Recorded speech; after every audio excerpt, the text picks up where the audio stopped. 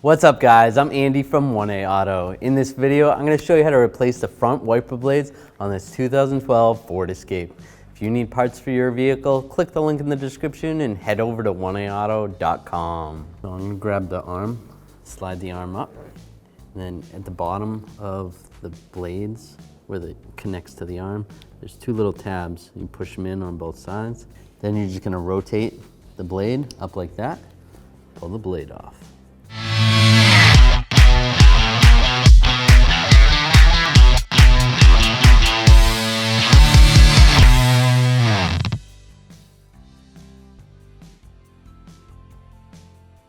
So then I'll pull the arm back up.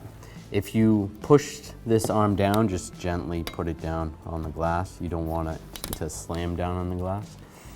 Now I'm just gonna slide the arm in right like this and then lock it in place.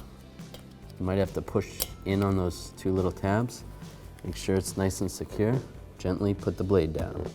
And you can do the same for the other side.